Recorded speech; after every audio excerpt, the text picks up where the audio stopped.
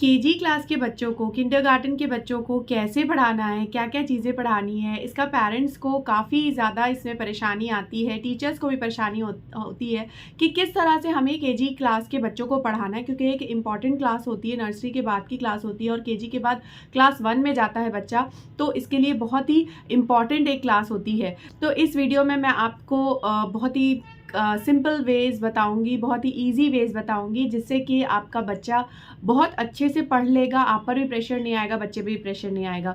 तो वीडियो में एंड तक बने रहें। मेरे चैनल पे नए हैं तो please subscribe to my channel और बेल आइकन को ऑल पर ज़रूर प्रेस कर दें। Hello everyone, welcome to Joy's World, hope you all fine. So KG class, kindergarten की क्लास बहुत ही इंपॉर्टेंट क्लास होती है। यूकेजी आप कह लीजिए, केजी कह लीजिए या एसकेजी कह लीजिए, सीनियर किंडरगार्टन, जिसके बाद बच्चा क्लास 1 में जाता है। इसमें दो चीज़ें बहुत ज़्यादा इंपॉर्टेंट होती है, रीडिंग और राइटिंग दोनों ही बच्चे को अच्छी तरीके से आना चाहिए।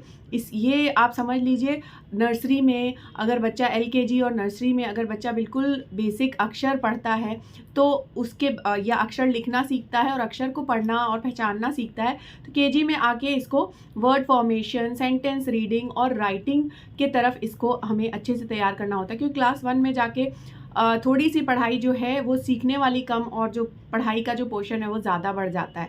तो ये जो क्लास होती है बहुत क्रूशियल होती है कि इसमें बच्चे को अच्छे से रीडिंग भी आए और राइटिंग भी आए। तो रीडिंग और राइटिंग को हमें दो पार्ट्स में डिवाइड करके चलना है। इजी वे में रीडिंग सिखाने के लिए बच्चों को फोनिक्स के थ्रू ज़रूर पढ़ाएं। फोनिक्स जो होते हैं लेटर के साउंड के साथ वर्ड्स को ब्लेंड करके, लेटर्स को ब्लेंड करके, जोड़ के, ज्वाइन करके बच्चों को सिखाना। इससे बच्चा बहुत इजीली सीखता है, हैप्पीली सीखता है और उसको कभी भी स्पेलिंग्स को याद करना नहीं पड़ेगा जब वो वर्ड्स को साउंड के साथ मिलाकर पढ़ना सीखता है। मैंने फोनिक्स पर स्पेसिफिक वीडियोस बनाए, वो भी आप मेरे चैनल पे चेक कर सकते हैं कि इस तरह से फोनिक्स बच्चों को पढ़ाना है। तो फोनिक्स के थ्रू रीडिंग आसान होती है बच्चे की। और इसके बाद जो है राइटिंग में भी आप कोशिश करें कि कर्सिव राइटिंग ज़रूर सिखाएं बच्चों को राइटिंग के टाइम पर, क्योंकि कर्सिव राइटिंग हमें लगता है कि मुश्किल होगी, बट ये अगर सही पैटर्न में सिखाया जाता है, सही स्ट्रोक्स पहले सिखाएं, फिर उसके बाद वो लेटर्स जो इजी होते हैं उसके बाद ज्वाइनिंग ऑफ लेटर्स सिखाएं अगर सही पैटर्न में, तो ये इजी भी होता है, राइटिंग ब्यूटीफुल भी होती है बच्चे की, फ्लो एक आता है बच्चे की राइटिंग में, और क्विक राइटिंग जो होती है, मतलब अगर बच्चा कर्सिव में लिखता है तो आगे चल के वो एक फास्ट राइटर बनता है। एक बच्चों के साथ बड़ी दिक्कत वाली बात होती है, जब वो क्लास में लिखते हैं तो वो जल्दी नहीं लिख पाते हैं, उनका पार्ट कुछ छूट जाता है। जब बच्चा कर्सिव में लिखता है तो उसकी राइटिंग फास्ट होती है।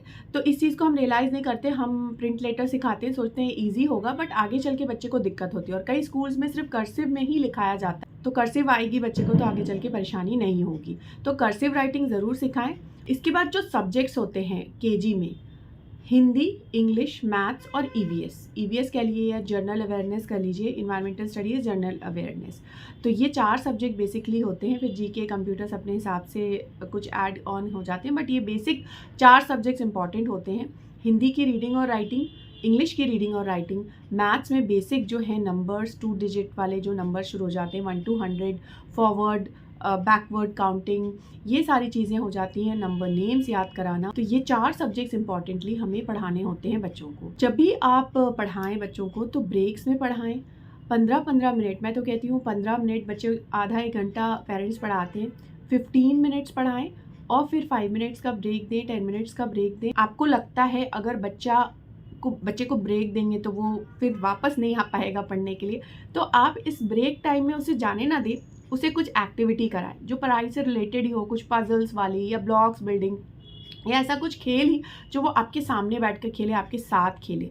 ये नहीं कि उसे जाने दिया, मोबाइल टीवी दे दिया, तो फिर उसको वापस लाना मुश्किल होगा। जब आप ब्रेक दे रहे हैं रीडिंग से और राइटिंग से खास तौर पर, तो आप उसे इस तरह के एक्टिविटी में इन्वॉल्व करें, तब आपको वापस जब आप उसे रीडिंग या राइटिंग करवाएंगे तो वो ईजिली आ पाएगा वापस पढ़ने के लिए, लिखने के लिए।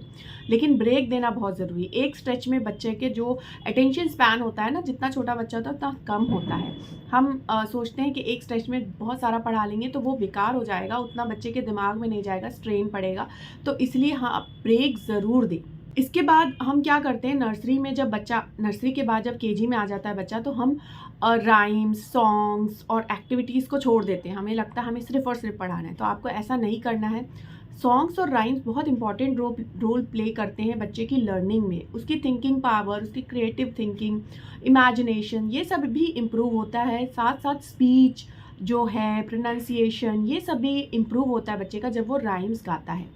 उसे राइम्स सुनाएं, राइम्स उसके साथ गाएं, उसे याद करवाएं राइम्स, हिंदी की भी इंग्लिश की भी, और स्टोरीज़ भी इंक्लूड करें। स्टोरीज़ आप पढ़ के सुनाएं। बच्चे की एक रीडिंग की हैबिट, भले ही बच्चा खुद ना पढ़ पाए, आप जब बुक लेकर उसके साथ खुद पढ़ेंगे तो भी एक रीडिंग की हैबिट बढ़ेगी। रीडिंग बहुत इंपॉर्टेंट होती है बच्चों के सीखने के लिए। इन सब चीज़ों को हमें नहीं छोड़ना है। उसके बाद एक्टिविटीज़, बहुत सारी वर्कशीट्स और एक्टिविटीज़ हमें इन्वॉल्व करनी है, ख़ास तौर पर जब आप ईवीएस, इन्वायरमेंटल स्टडीज़ या जनरल अवेयरनेस पढ़ा रहे हैं। इसमें एक्टिविटीज़ और वर्कशीट्स का बहुत बड़ा रोल होता है इस बच्चे को सीखने के लिए। बहुत सारी डिफ़िकल्ट स्पेलिंग्स होती हैं, जैसे कि फ्रूट्स के नेम, एनिमल्स के नेम, वेजिटेबल्स के नेम, सीजन्स के नेम, ऐसे कई सारी चीज़ें जो ईवीएस में इंक्लूड होती हैं, उसको आप एक्टिविटीज़, वर्कशीट्स के थ्रू करवाएंगे तो बच्चा जल्दी याद करेगा, जल्दी सीखेगा। मैचिंग की एक्टिविटी हो गई, कलरिंग की एक्टिविटी हो गई, इसे भी हमें केजी में नहीं छोड़ना है। बच्चे बहुत इजीली सीखते हैं। इससे साथ साथ मतलब ये होती है ना, क्ले वाली एक्टिविटी हो गई, इसमें भी शेप्स बनाना, और भी बहुत सारी एक्टिविटीज़ होती हैं। आप लाइव वर्कशीट्स करवा सकते हैं, ऑनलाइन भी बच्चों को कई सारी आपको मिल जाएंगी। जो बच्चा अगर मोबाइल पर या कंप्यूटर पर कर रहा है तो भी उसे बहुत मज़ा भी आता है और खेल खेल में वो सीख भी जाता है। इसे प्रिंट आउट्स निकाल के आप हैंड रिटन भी करवाएं तो भी बच्चे को बहुत कुछ सीखने मिलता है। तो हमें ये सारी चीज़ों का ध्यान देना है। और सबसे इम्पॉर्टेंट बात, बहुत ज़्यादा पेशेंस रखना है। चाहे आप टीचर हों, पेरेंट हों, आपको पेशेंस के साथ पढ़ाना है। बच्चे का जो लर्निंग का ये लेवल होता है, ये वाली जो एज होती है, उतना बच्चे को इम्पोर्टेंस नहीं अभी पता होता है पढ़ाई का। तो हमें पेशेंस बहुत रखना होगा, पेशेंटली पढ़ाना होगा, ताकि आप भी खुश रहें, बच्चा भी खुश रहे और वो सीखे भी अच्छी तरीके से। अगर आपको सिलेबस चाहिए स्पेसिफिकली या और कोई क्वेरी है तो कमेंट करके पूछें, मैं स्पेसिफिकली उस पर वीडियो ज़रूर लेकर आऊँगी। रीडिंग और राइटिंग किसी स्पेसिफिक सब्जेक्ट का, इंग्लिश का, हिंदी का, मैथ्स का या जर्नल अवेयरनेस का आपको चाहिए तो वो भी कमेंट करें। मैं स्पेसिफिक उस टॉपिक पर वीडियो ज़रूर बनाऊंगी। मेरी ये कोशिश रहती है कि पेरेंट्स को ज़्यादा से ज़्यादा हेल्प मिल सके मेरे वीडियोस के थ्रू। अगर आपकी कोई भी क्वेरी इस वीडियो से सॉल्व हुई हो तो वीडियो को लाइक करें, दूसरों के साथ शेयर करें, किसी ना किसी के लिए हेल्पफुल हो सकता है। सो आज के लिए इतना ही। Thank you so much for watching.